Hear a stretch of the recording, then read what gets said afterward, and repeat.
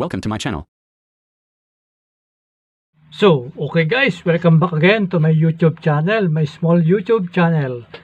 Sana po, panoorin nyo to mga kawireman. So ngayon guys, pag-usapan uli natin itong tinatawag na water timer. Allen water timer. Ito ay 2 digit mga kawireman. No?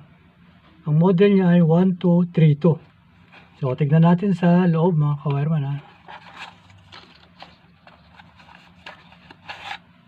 So ito isang nasa loob nito. So meron siyang relay.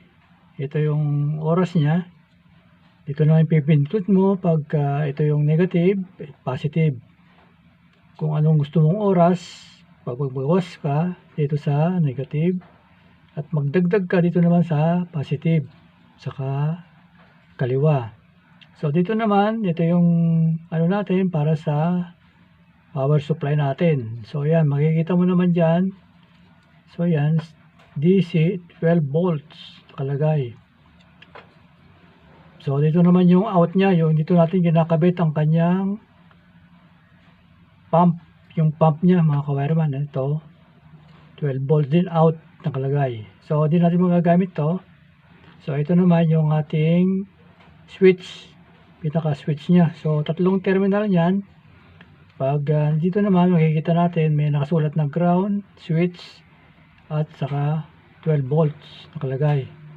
Ibig sabihin switch yun, pinaka switch niya yun nasa gitna, saka yung kukuha ka ng isang linya sa 12 volts, ground lang yung isa mga kawireman ha. So yan, ito naman yung ating pump. Ito ay 2 amperes. So yan, dalawa lang siya, positive negative. So ito naman yung ating power supply. So take note mga kawireman, kailangan mas mataas yung amperahe ng inyong power supply. Pag 2 amperes to, pwede na yung 3 amperes, 30 watts mga kawireman. No?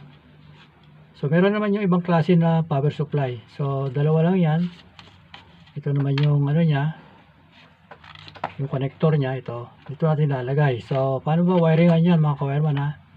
So sa simple paraan lang ito. Ito yung power supply natin, lalagay natin dito. So ayan. Ito naman yung ating out, yung ating ito natin lagay sa ating pump.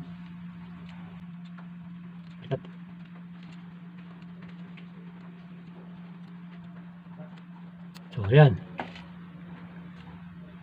So ito naman yung ating coil slot. So 5 piso lang yan mga kawireman. No? So meron siyang sensor, tatlo rin. May ground din at 12 volts sa switch. Ito yung switch nya. So ganyan, forma nya mga kawireman ha. Ito naman yung kanyang connector. So nilagay na natin ng wire nut. So dito natin lalagay. So yan. So okay na siya mga kawireman no. So ganyan. Ito ay 5 piso. Ito 5 piso natin. So pwede na natin testingin no.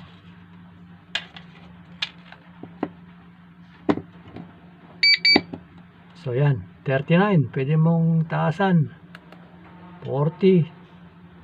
Ngayon, pandaran natin yung pump natin. Ito yung 5 piso natin, lagay natin no.